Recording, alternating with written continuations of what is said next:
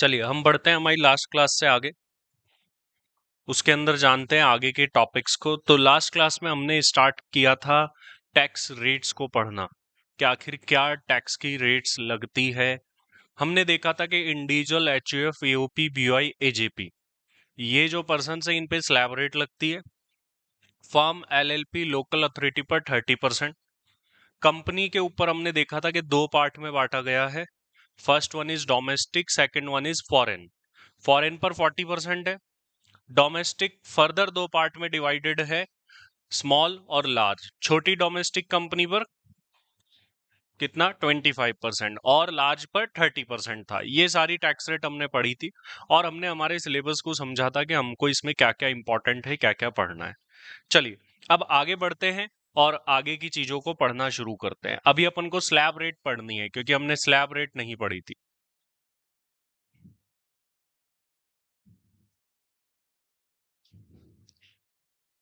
Slab rates क्या क्या है? ये नॉर्मल वाली स्लैब रेट पढ़ रहे हैं। एक स्पेशल रेट्स भी है। स्पेशल मतलब स्लैब में भी स्पेशल है 115 बीएसी। और इसके अलावा जो है special tax rate, long term, short term capital gains, casual income, इन पर भी लगती है स्पेशल रेट्स, वो भी अपन पढ़ने वाले हैं। स्लैब रेट के बारे में जानते आइए फटाफट से। बड़ी सिंपल सी है, आप लोगों ने इंटरमीडिएट पे पढ़ी हुई भी है, तो इसको एक बार क्विकली देख लेते हैं कि भाई स्लैब रेट्स क्या क्या है सर। स्लैब रेट्स को अगर हम देखें तो सबसे पहला पार्ट जो स्लैब रेट में अपन जानेंगे वो रेट्स जानेंगे इंडिविजुअल,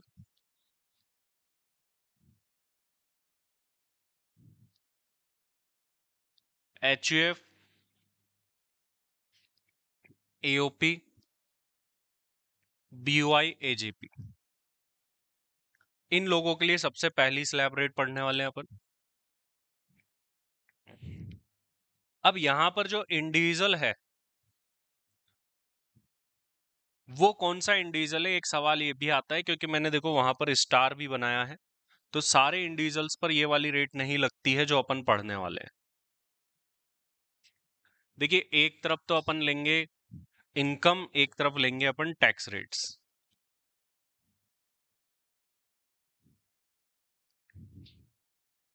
एक तरफ मैं ले रहा हूं इनकम एंड इधर ले रहे हैं टैक्स रेट्स। अगर इनकम अप टू 2,50,000 तक होती है तो किसे टैक्स देना है? किसी को नहीं देना, कोई टैक्स नहीं बनता है, नील टैक्स है। 2.5 लाख रुपए तक सर नॉर्मली कोई टैक्स नहीं लगता है। बट सर 2.5 लाख से ज्यादा और 5 लाख तक हो तो कितना टैक्स लगता है? 5%। 5 लाख से ज्यादा और 10 लाख तक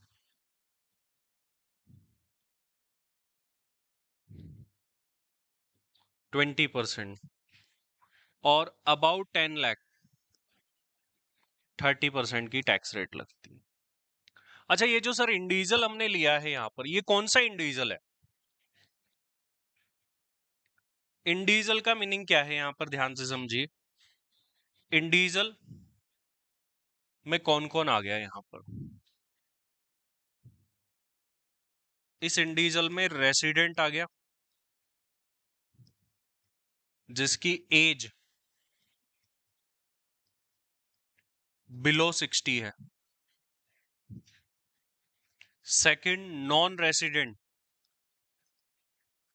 अगर कोई इंडिविजुअल है एनी एज का, किसी भी एज ग्रुप का, तो वो यहां कवर्ड है। कोई इंडिविजुअल मेल है, फीमेल है, इससे फर्क नहीं पड़ता। काफी सालों पहले मेल फीमेल के लिए भी अलग अलग एग्जम्पशन लिमिट्स हुआ करती थी। ये मतलब क्या हो गया कि नॉन रेसिडेंट की एज तो कितनी भी हो ये वाली ही टैक्स रेट्स लगेगी। बट रेसिडेंट के ऊपर ये वाली टैक्स रेट कब लगेगी? जब वो बिलो 60 हो, नॉन सीनियर सिटीजन। अच्छा एक पार्ट फिर यहां पर सर और निकल के आता है।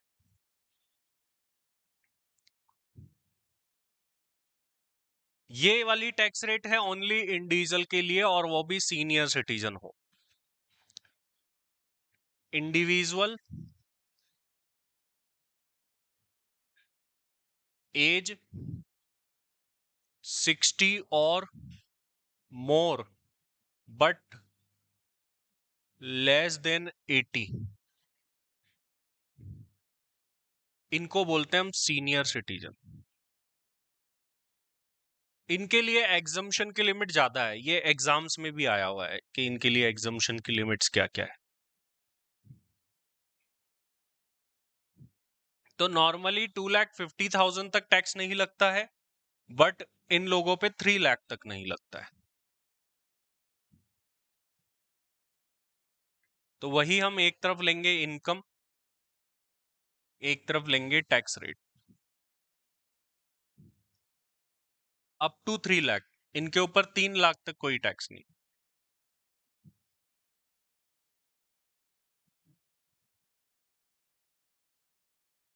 फिर 3 लाख से अबाउ और 5 लाख, अब सब कुछ सेम है, वही 5%।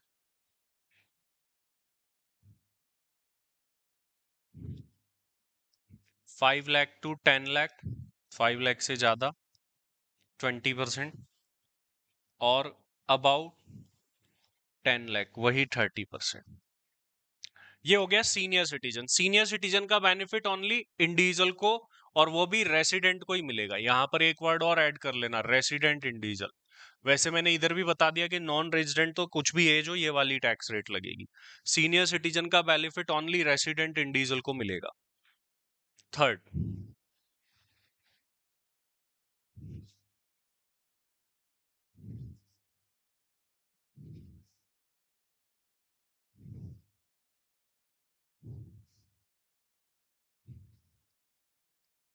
रेसिडेंट इंडिविजुअल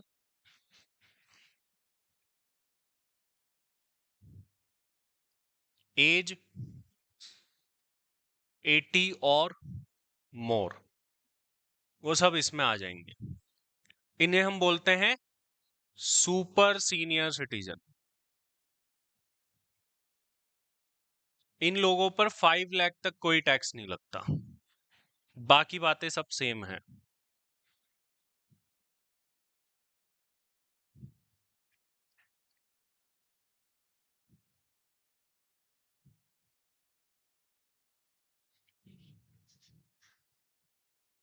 एक तरफ वही अपन इनकम लेंगे, दूसरी तरफ टैक्स रेट।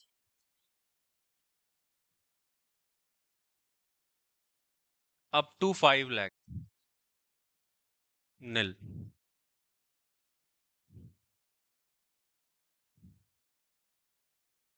अब इसमें बड़ा सिंपल सा है, 5 लाख से ज्यादा और 10 लाख तक 20%, और अबाउट 10 लाख की अगर इनकम हुई 30%। ये टैक्स रेट्स है।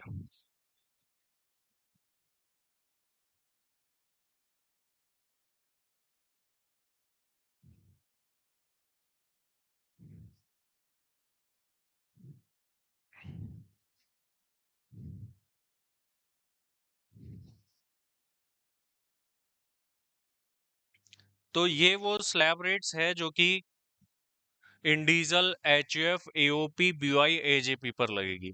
बट अपार्ट फ्रॉम इंडिविजुअल बाकी लोगों पर तो हमेशा यही लगेगी, क्योंकि ये इनकी एज तो होती नहीं है, ये सीनियर सिटीजन वगैरह तो बनते नहीं है, तो इनके ऊपर ऑलवेज यही सिंपल नॉर्मल वाली रेट्स ही लगती रहेगी।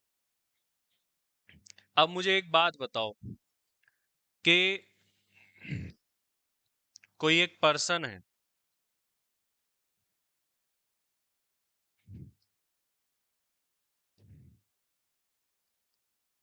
जिसका birthday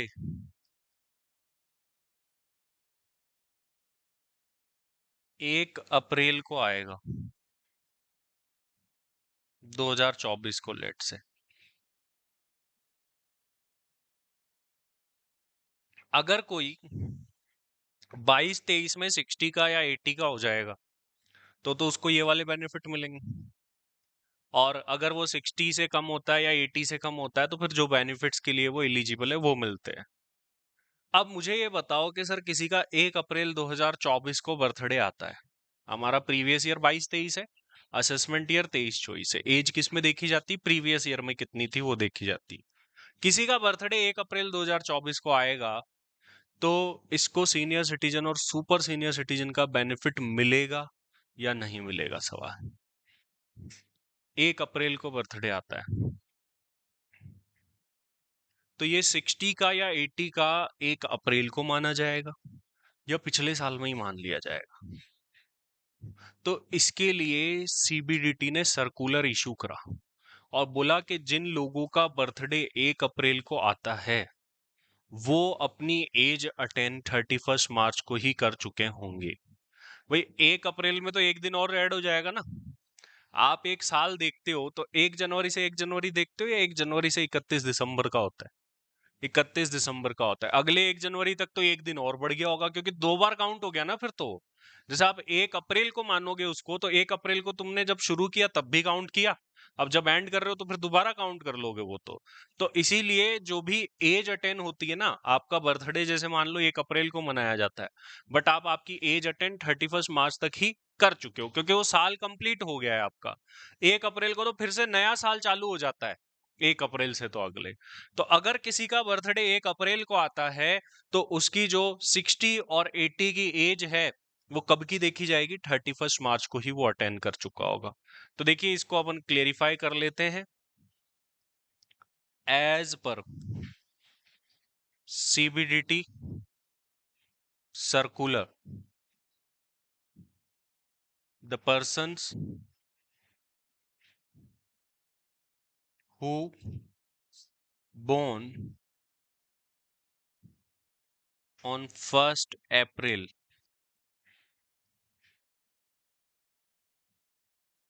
they will be deemed to attain their age on 31st March.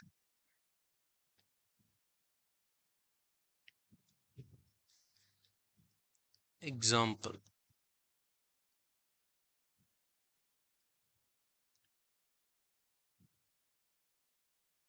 Mr. X is 59 years old. He celebrates his birthday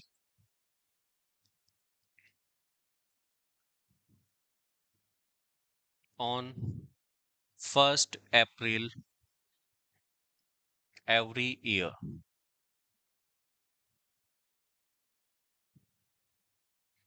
He will celebrate his next 60th birthday as on 1st April 2024. He seeks your advice whether he is eligible for the benefit of senior citizen or not. ये question हमारे सामने arise है कि क्या बताइए eligible है कि नहीं है।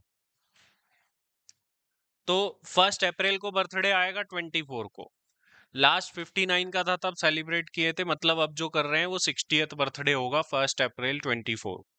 क्या 22-23 में सीनियर सिटीजन मान के बेनिफिट दिया जाएगा? बिल्कुल दिया जाएगा। तो हमारा आंसर हो जाएगा इसका यस, एलिजिबल है वो, क्योंकि 31 मार्च को ही मान लिया जाएगा कि वो 60 के हो गए हैं और प्रीवियस ईयर के अंदर किसी भी दिन आप 60 अटेंड कर लिया तो उस पूरे साल के लिए आपको सीनियर सिटीजन माना जाएगा और उसके अकॉर्डिंग बेनिफिट दिया जाएगा।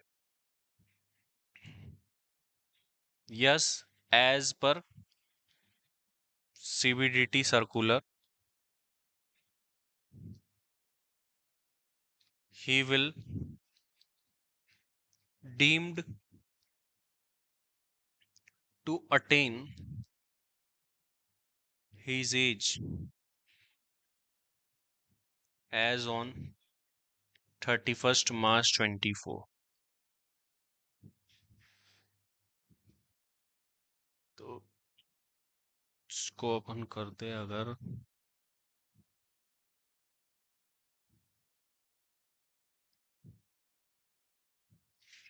यहाँ पे 23 कर लो, तो 24 से भी कोई प्रॉब्लम नहीं है, बट अपना जो ईयर एप्लीकेबल है वही करते हैं।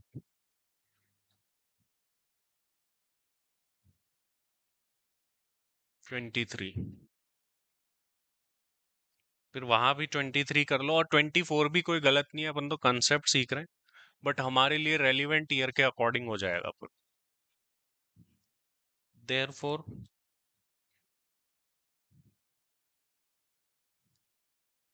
ही is eligible for the benefits of senior citizen.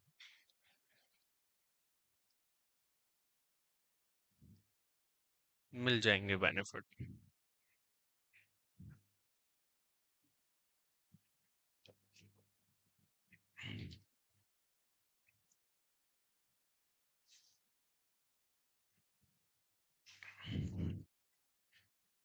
सो ये सीबीडीटी का सर्कुलर है कि किसी का बर्थडे 1 अप्रैल को आता है तो ये माना जाएगा जो 31 मार्च था तभी वो अपनी एज कंप्लीट कर चुका है। ये मेन प्रॉब्लम आती है सीनियर सिटीजन और सुपर सीनियर सिटीजन की कैलकुलेशन में। तो अगर किसी को बेनिफिट मिलेगा या नहीं मिलेगा ये कैसे डिटरमाइन करे, तो ये उसका बर्थडे देखा जाएगा और उससे एक दिन पहले ही वो अटेंड किया हुआ माना जाएगा।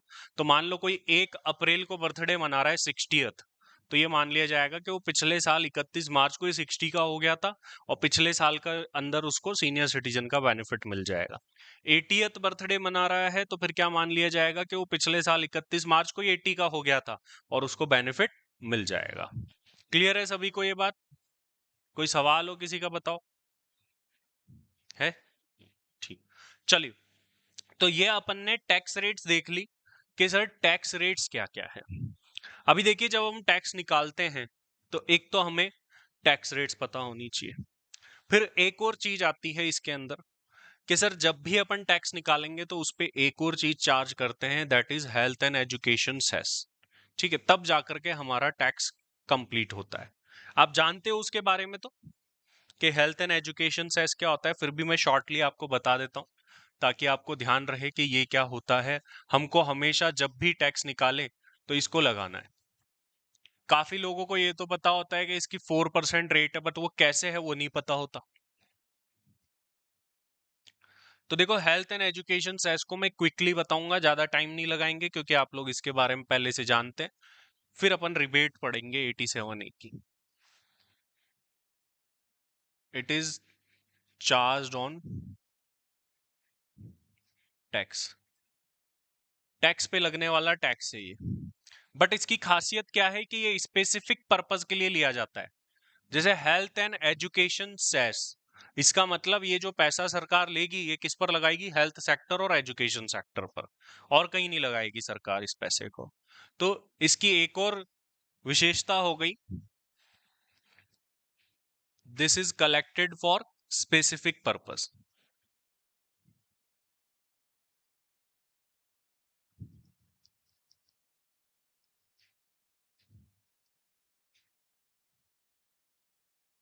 स्पेसिफिक पर्पस के लिए ये लिया जाता है। रेट क्या है सर?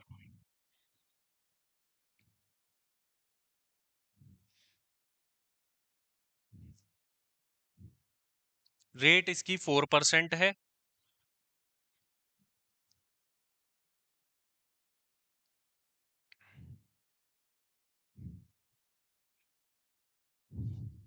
4% में 1% हेल्थ सेस है और 3% एजुकेशन सेस है।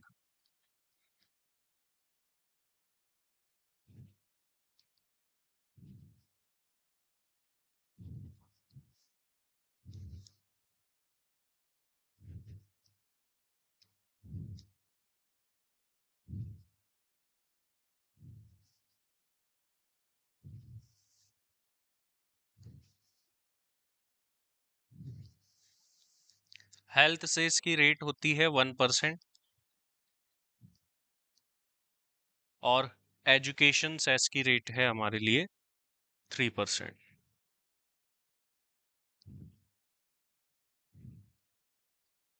मतलब 3% पैसा एजुकेशन सेक्टर पे ही लगाया जाएगा।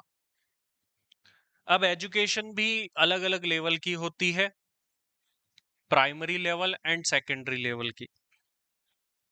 तो इस 3% में भी फर्दर बाइफरकेटेड होती है चीजें।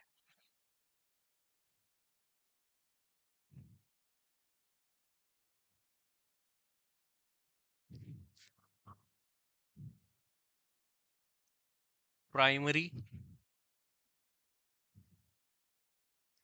एजुकेशन सेस,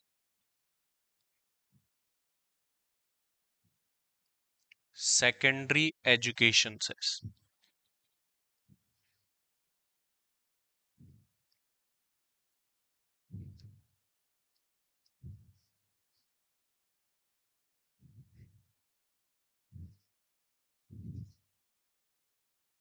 अब जो प्राइमरी एजुकेशन सेस होता है वो 2% होता है और वो 1% होता है।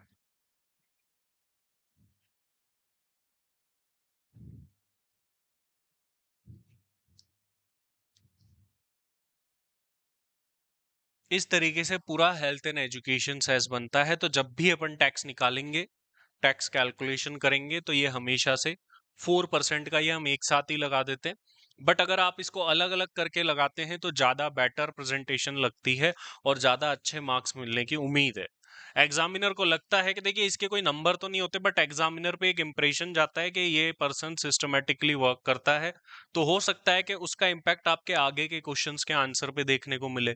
कई बार होता है ना कि कोई कॉपी चेक करते हैं, शुरुआत में लगता है ये सही काम करता है, तो फिर आगे से क्या होता है कि एक इंप्रेशन आ जाता है, फर्स्ट इंप्रेशन जो आपका आता है, फिर उसी के अकॉर्डिंग पूरी जो है आंसर शीट चेक होती है।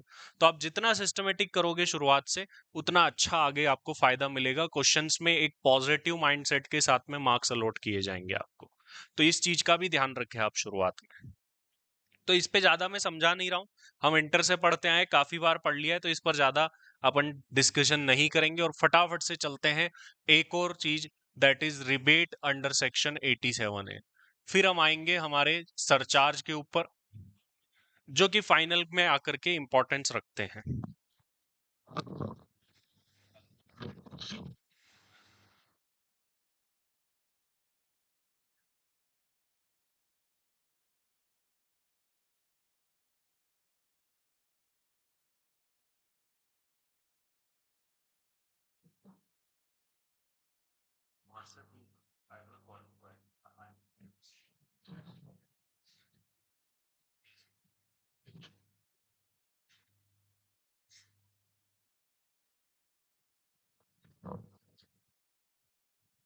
87A की रिबेट, 87A की रिबेट क्या है भाई?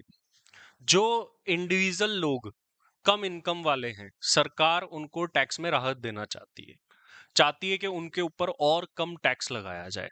इसलिए क्या दी जाती है रिबेट? जिन इंडिविजुअल्स की इनकम 5 लाख तक है और रेसिडेंट है, नॉन रेजिडेंट को सरकार कोई बेनिफिट नहीं देना चाहती। तो रेसिडेंट इंडिविजुअल जो लोग होते हैं, उनको रिबेट मिलती है 87A में। ये रिबेट टैक्स में से दी जाती है, इनकम में से नहीं दी जाती। देखी जाती है इनकम, बट दी जाती है टैक्स में से। जिन लोगों की total income up to 5 lakh rupees होती है, उनको ये रिबेट मिलती है 87A की। कितनी मिलती है? मैक्सिमम से मैक्सिमम 12,500। अगर आपका टैक्स कम बन रहा है तो ये रिबेट कम हो जाएगी, टैक्स 12,500 तक है तो 12,500 रहेगी। इसके ऊपर टैक्स बन रहा हो तो सर ऑब्वियसली ये नहीं मिलेगी। इसके ऊपर टैक्स बन रहा है मतलब आपकी इनकम 5 से ज्यादा है, तभी बन रहा है, क्योंकि 5 लाख पे तो 12,500 ही बनता है। तो फिर ये रिबेट मिलना बंद हो जाएगी। किसी की सर 5,10,000 है तो उसको रिबेट नहीं मिलेगी। 5 लाख से ऊपर जाते ही रिबेट मिलना बंद हो जाती है। फिर नॉर्मली टैक्स निकालो, उस पे हेल्थ एंड एजुकेशन सेस लगाओ, दैट्स इट, बात खत्म। ये रिबेट आपको तभी मिलेगी जब आपकी total income up to 5 lakh है। असेसी कौन है? Resident individual. बाकी किसी को भी ये रिबेट नहीं मिलती है, ये भी अपने को ध्यान रखना है। तो बड़ी सिंपल सी रिबेट है। जब हम इंटरनेशनल टैक्स वगैरह पढ़ेंगे तब ये रिबेट का हमारे वहां पर रोल आएगा काफी जगह।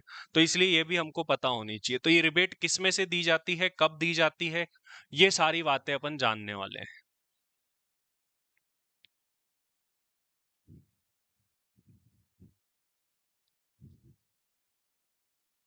This rebate is given to pass on tax benefits to assessee. Assessee में भी यहां पर कौन है, रेसिडेंट इंडिविजुअल। अब कुछ सवाल आते हैं। सबसे पहला सवाल, टू होम, किसे मिलेगी ये रिबेट? तो ये रिबेट मिलेगी रेसिडेंट इंडिविजुअल को। सर कोई नॉन रेसिडेंट है तो क्या वो रिबेट ले पाएगा? साफ साफ लिखा है रेसिडेंट, मतलब उसको नहीं मिलती है। सेकंड थिंग आती है हाउ मच, कितनी मिलेगी, कितनी रिबेट मिलेगी।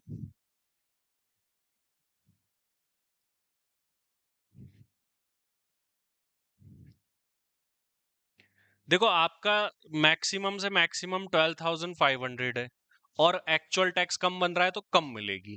तो अपन इसको बोल सकते हैं lower of the following.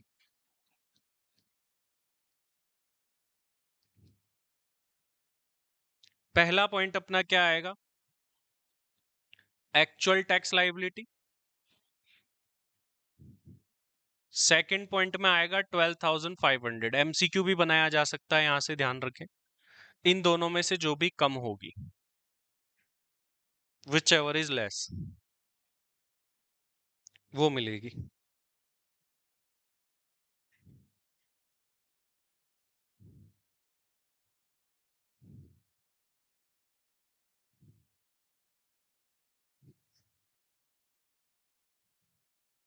Next thing आती है व्हेन, कब मिलेगी।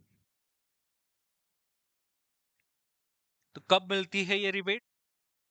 जब रेसिडेंट इंडिविजुअल की total income up to ₹5 lakh.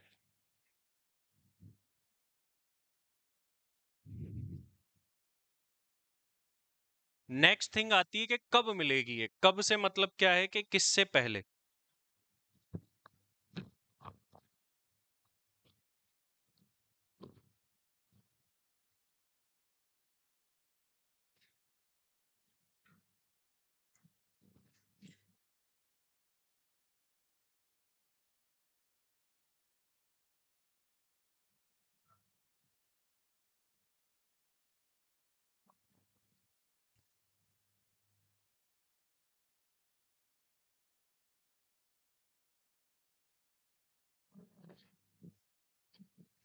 अब ये जो रिबेट है, हेल्थ एंड एजुकेशन सेस लगाने के बाद दी जाएगी या पहले दी जाएगी?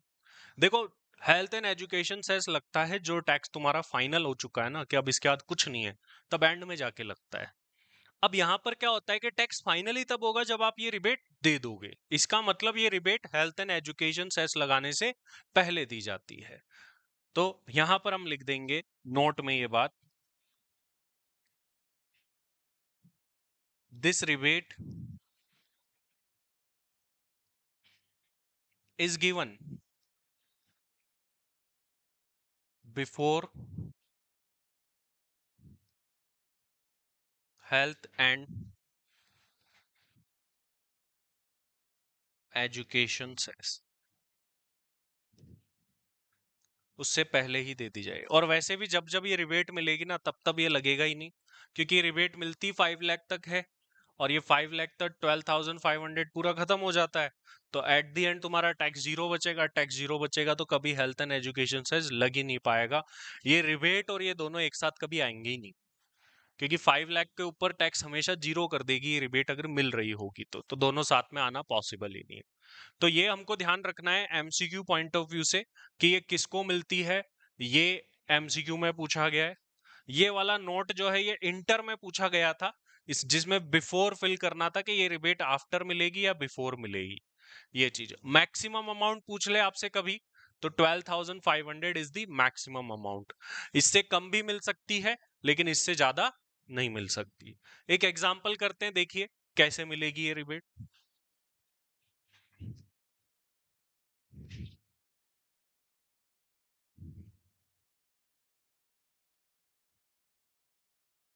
Mr. Raj is 48 years old. His total income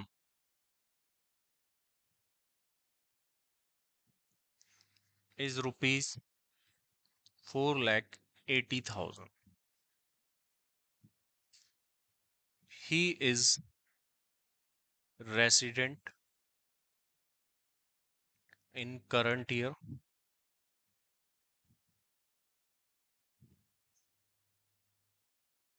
Calculate tax payable.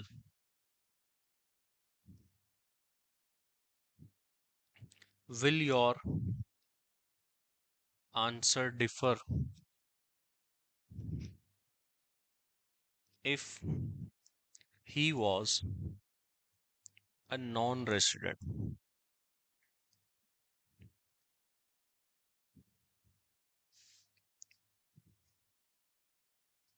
हाँ जी। सो 4,80,000 रुपीज की इनकम है, इस पर टैक्स निकालना है। देखिए बड़ा सिंपल सा है।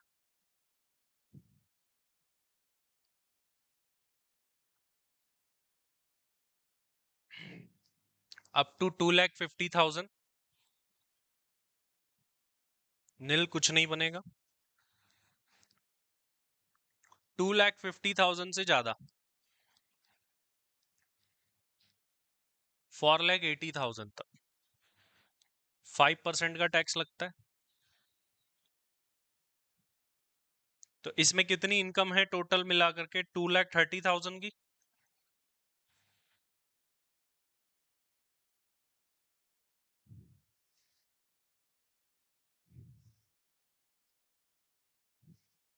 दोनों को ऐड कर दिया तो हमारा टैक्स निकला 11,500 का। उसमें से हमको मिल जाएगी rebate under section 87A। 87A में कितनी रिबेट मिलेगी सर? देखो एक्चुअल टैक्स और 12,500 विच एवर इज लेस, तो जितना टैक्स बन रहा होगा ना उतनी मिल जाएगी हमेशा। इसमें भी आपको ज्यादा सोचने की जरूरत नहीं पड़ेगी। लेकिन ये ध्यान रखें कि टोटल इनकम 5 के अंदर अंदर है। तो इस सिचुएशन में हमारा टैक्स पेबल क्या हो जाएगा? अगर यही नॉन रेसिडेंट होता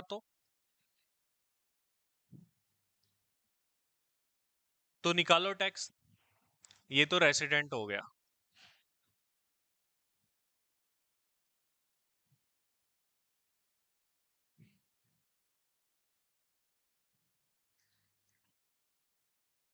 अगर यही पर्सन नॉन रेसिडेंट होता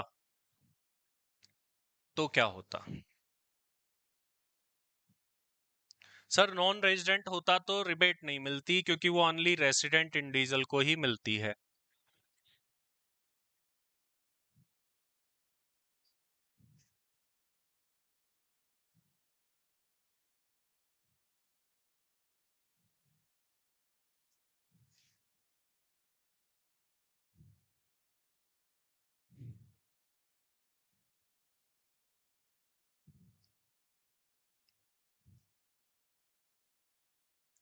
इसमें हम ऐड कर देंगे, जैसे मैं वो भी सिस्टमेटिकली बता देता हूँ कैसे ऐड करना है अपने को।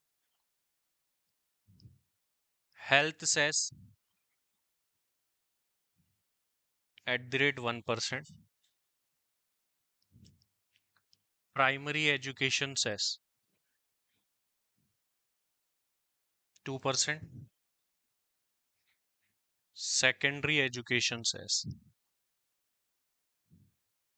अगर हमको सिस्टमेटिकली सॉल्व करना है तो ऐसे लगाए जाते हैं ये। जनरली हम 4% एक साथ लगा देते हैं।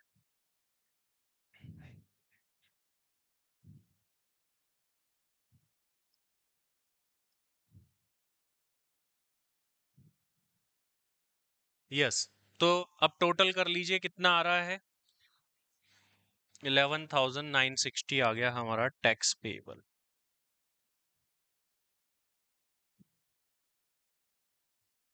क्लियर है सभी को ये कि कैसे हम रिबेट का यूज करते हैं, कैसे अपन रिबेट देते हैं। तो ये 11,960 बन गया और यहां पर कोई रिबेट नहीं मिली since he is non resident.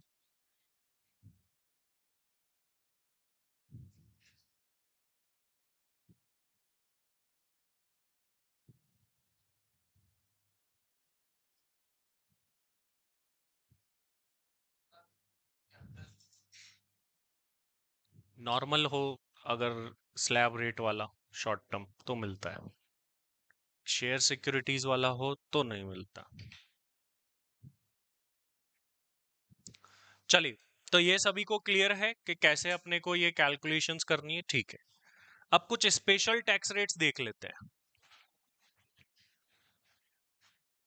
फिर हम टैक्स कैलकुलेशन के कुछ क्वेश्चन करेंगे।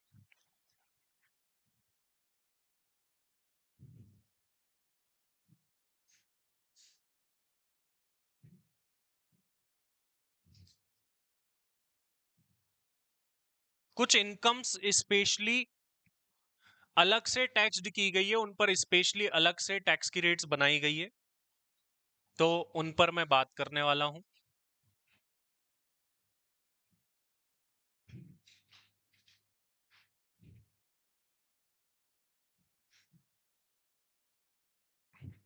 सबसे पहले अगर मैं देखूं तो आती है कैजुअल इनकम या फिर हॉर्स रेस की इनकम।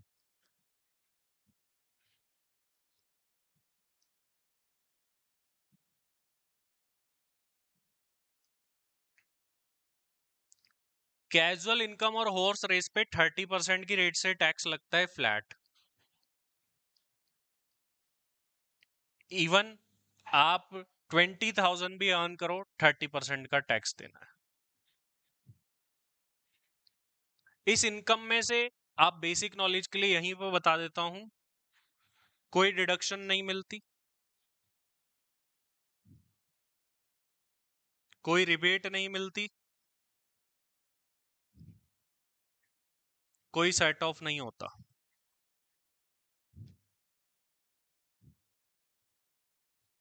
इसके लिए स्पेशली हमको ध्यान रखना है कि इसमें से कोई भी डिडक्शन नहीं, कोई भी रिबेट नहीं, कोई भी सेट ऑफ नहीं।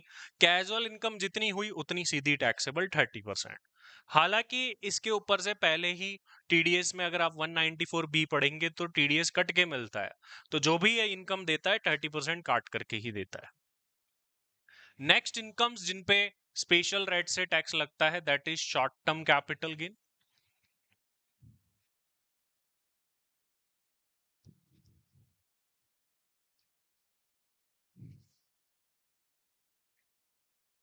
शॉर्ट टर्म कैपिटल गेन को हम दो पार्ट में बांट सकते हैं। एक तो normally short term capital gain पर क्या टैक्स लगता है, और एक short term capital gain under section 111A। 111A वाला है शेयर्स एंड सिक्योरिटीज का। शेयर्स एंड सिक्योरिटीज पर अगर आपको होता है ये, तो normally short term capital gain पर लगती है स्लैब रेट्स,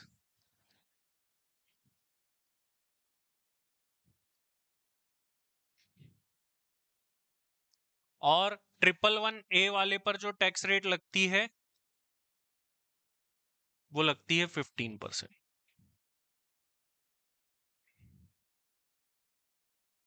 शॉर्ट टर्म पे मान लो नॉर्मल रेट लगती है, मैं ब्रैकेट में लिख रहा हूं,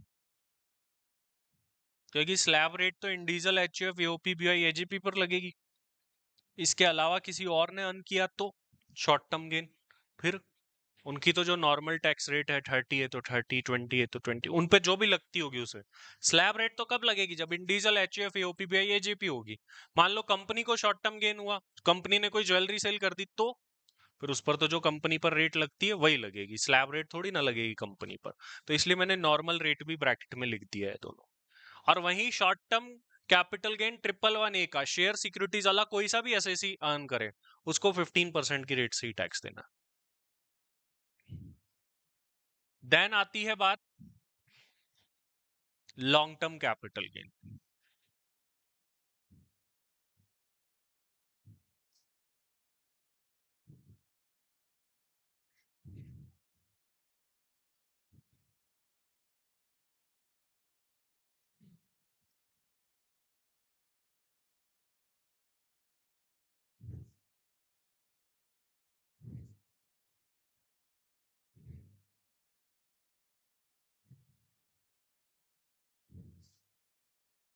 वही सेम नॉर्मली क्या होगा,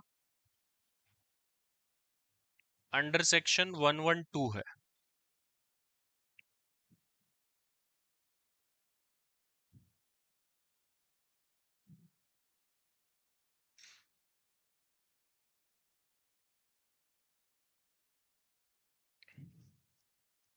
एक सौ बारह ए है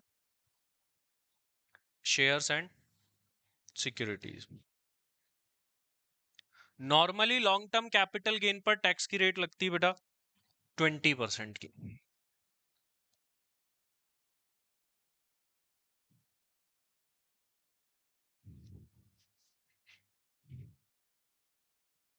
वहीं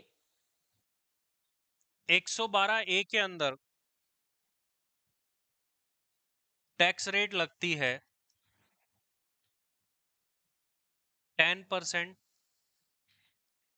अबाउ ₹1 लाख। 1 लाख तक कुछ नहीं है, 1 लाख से ऊपर जो आपने अर्न करा है उसके ऊपर है।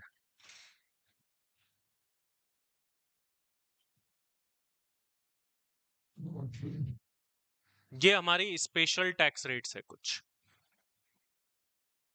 एक पहले डिविडेंड इनकम भी स्पेशल टैक्स रेट्स में आती थी, सेक्शन 115 बीबीडीए में। बट अब वो कोई स्पेशल में नहीं रही है, डिविडेंड इनकम एक नॉर्मल इनकम बन गई है। ठीक है, तो डिविडेंड इनकम एक स्पेशल टैक्स रेट में नहीं रही है, नॉर्मल जो भी स्लैब रेट लगती है वो लगेगी। हालांकि डिविडेंड इनकम के लिए एक स्पेशल बात जरूर है कि उसमें से कोई भी एक्सपेंस डिडक्ट नहीं होता। डिविडेंड इनकम में से एक ही एक्सपेंस डिडक्ट हो सकता है कि उस डिविडेंड को कमाने के लिए आपने इन्वेस्टमेंट किया होगा।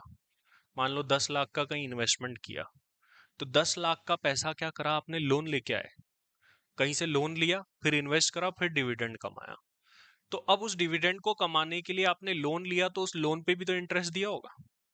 तो interest is an expense, dividend is an income.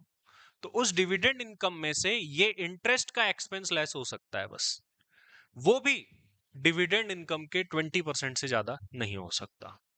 ये भी मैं आपको यही बता देता हूं, हालांकि अदर सोर्स का पॉइंट है, तुम्हारे इंटर में भी रहा होगा ये, फिर भी मैं स्पेशली नोट में लिखवा रहा हूं। डिविडेंड इनकम, ये सारे पॉइंट्स हमारे आगे काम आने वाले हैं बार बार बार बार, इसलिए आपको पहले से पता होना चाहिए। Is taxable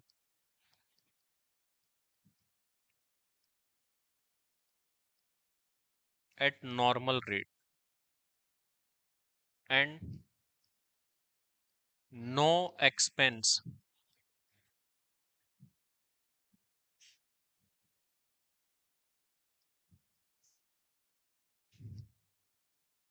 will be deducted from dividend income except interest on loan taken for such investment.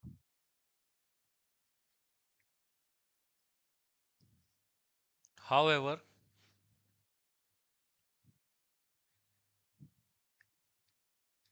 such interest expense cannot exceed 20% of the dividend income. Dividend income के 20% से ज्यादा नहीं हो सकते।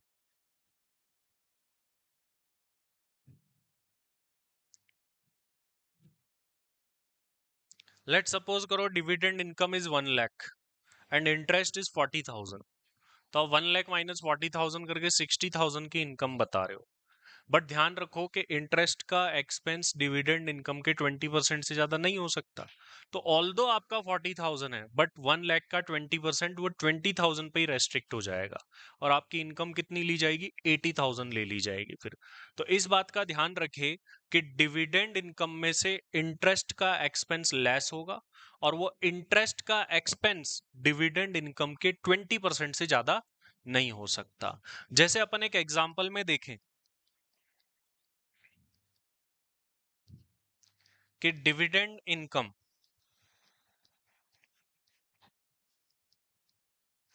अर्न करी किसी ने 1 लाख की और इंटरेस्ट एक्सपेंसेस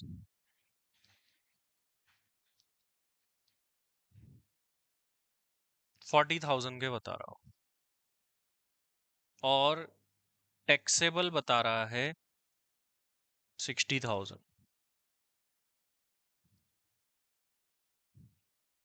लेकिन ये पॉसिबल नहीं है। तो होगा क्या, 1 लाख और यहां पर लेस होगा ओनली 20,000 और टैक्सेबल होगा 80,000। और अगर ये इंटरेस्ट 10,000 ही होता तो 10 पूरा लेस हो जाता। 20% को क्रॉस नहीं कर सकता, बस ये ध्यान रखना है आपको।